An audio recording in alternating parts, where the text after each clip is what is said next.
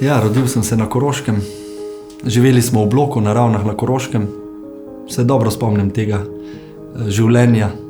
Z vrstniki smo se stalno preganjali, lovili po kleteh ali pa po bližnjih gozdovih.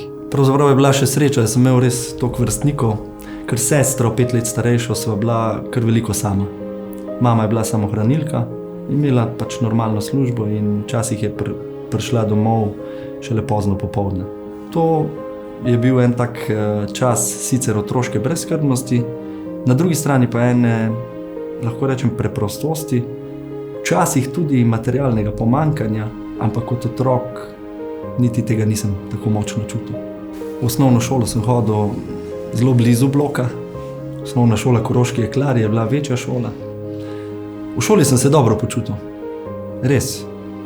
Pravzaprav sem imel tudi to srečo ali pa blagoslov, da sem se dobro učil.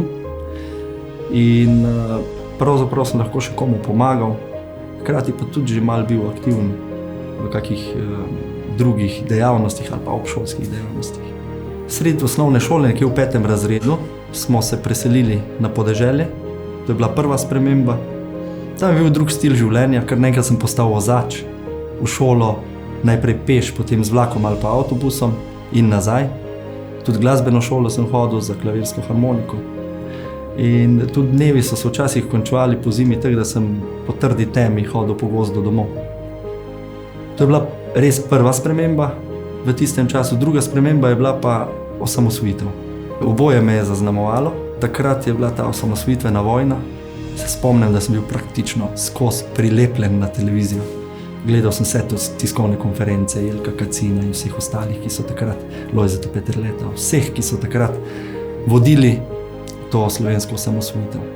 Zelo me je nagovorilo, kako smo bili dobro informirani o tem, kako teče vojna. In že takrat sem se zavedal, kako je pomembno, da dobro komuniciraš z ljudmi. Da politiki sproti in jedrnato pa dobro, kvalitetno nagovarjajo ljudi. Spomnim se tudi enega dogodka, zmanjkalo je elektrike sredi napovedanega letalskega napada na Dravograd. Naša hiša je tekla malo nad Dravogradom in jaz sem sedel na hribu ob naši hiši in imel sem tranzistor na baterije prižgan, kjer so na radiju komentirali ta zračni napad, kako letita 2 miga proti Dravogradu.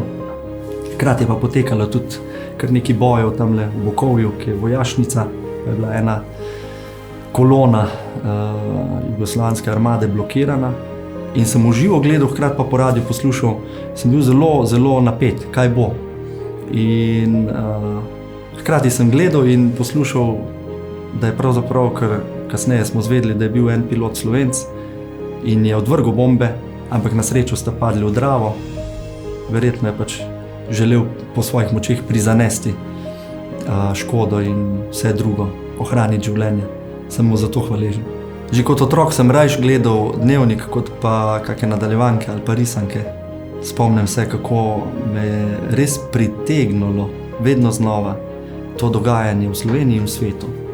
Spomnim se tudi tega, kar me zdaj nagovarja, da se pravzaprav v teh 35 letih na svetu ni veliko spremenilo. Žal se tudi iz vojn, iz vseh stisk človeštvo ne nauči kaj veliko. Kakorkoli, spomnim se zelo dobro kot otrok, kako sem bil, lahko rečem, prilepljen pred eno črno-belo Gorenjevo, na Koroškem rečemo gorenjsko televizijo, z takimi mehanskimi gumbi, 6 kanalov, in sem gledal ta TV dnevnik. Spomnim se Tomaža Terčka, spomnim se Janeza Čučka, Danice Simčič, ki so bili takrat napovedovalci na TV Slovenija. In že takrat mislim, da me je to zaznamovalo in pritegnilo za delo v skupno dobro. Prvič sem zares odšel s Koroške na študij v Ljubljano. Nikoli ne bom pozabil, da me je mama peljala na avtobus eno nedeljo popoldan in samo eno stvar mi je rekla. Janez, nikoli ne pozabi na preproste ljudi. Kjerkoli boš in karkoli boš delal. In to je bila za mene največja dota. Več mi ne bi mogla dati. iz tega živim in delam zdaj vse življenje potem. Prvi neposredni stik s politiko je bil leta 2004. Dober prijatelj me je povabil v kampanjo Nove Slovenije takratno. Nova Slovenija je imela bus, NSi bus, se mi zdi kot prva stranka taka, da je želela priti vse kotičke Slovenije. In sem se pridružil en dan, šli smo na Vipavsko dolino pa proti Primorski.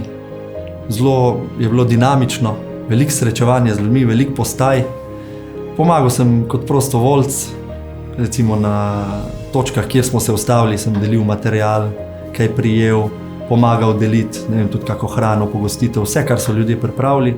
Hkrati sem pa z vsemi čuti, se mi zdi, res kar upijal tisto vzdušje. Dr. Andrej Bajuk je bil na busu, pa ostali politiki, ki sem jih do takrat videl ali pa slišal samo po radiju ali pa televiziji. In mi je bilo nekaj posebnega. Kmalu zatem me je ta isti prijatelj tudi povabil, da prijem na razgovor na Novo Slovenijo. Najprej sem bil sodelavec pri odnosih z javnostmi, nato pa presedlal po nekaj letih v strokovno delo. Ampak vedno sem imel pa eno prvo ljubezen. Najbližje mi je bilo vedno področje dela, družine, socialnih zadev, invalidov. Torej, lahko rečem aktivni pa najranljivejši. To mi je še zdaj najbolj blizu. In verjetno me je to tudi zaznamovalo, da sem leta 2020, ko je pač zaradi, lahko rečeva, objektivnih razmer, zunanjih vzrokov, Nova Slovenija sprejela odločitev, da vstopi v vlado. Po vseh postopkih, po vseh pogovorih je prišlo do tega, da sem se tudi tam dal na razpolago in začel delati kot minister za delo, družino, socialne zadeve in enake možnosti. To obdobje me je oblikovalo. Po vsem, kar sem delal v politiki, sem najbolj hvaležen za to, da sem ostal tak, kot sem. To mi ljudje tudi največkrat povejo. Ej, Janez, ti si pa tak, kot si bil. In to želim tudi naprej. In ko se je bližal čas, ko se je treba odločiti glede kandidature na volitvah za predsednika republike, sem bil nagovorjen strani veliko ljudi. Vse to, kar me je oblikovalo in kar me je pravzaprav motiviralo in spodbudilo za to, da sem vstopil v tekmo za predsednika republike, sem strnil 3 ključne točke svojega programa. Prva točka se nanaša na to, da bi bilo delo znova spoštovano in cenjeno, da bi tistim, ki ustvarjajo, omogočili, da razprejo krila in poletijo kot ptice. Druga točka se nanaša na najranljivejše, na tiste, ki smo jih v zadnjih 30 letih pozabili zadaj, ki smo jih izločili, ki so na robu družbe. Rad bi bil njihov glas, rad bi, da se zopet vključijo in so del skupnega prostora. In tretja točka je, da si bom na vseh nivojih z vsemi močmi prizadeval za krepitev miru in varnosti. Vojna je na pragu naše domovine, poskrbeti moramo za to, da se bomo v njej dobro počutili in lahko živeli in delali v miru. Kandidiram za predsednika republike, zato ker imam ljudi in Slovenijo preprosto rad.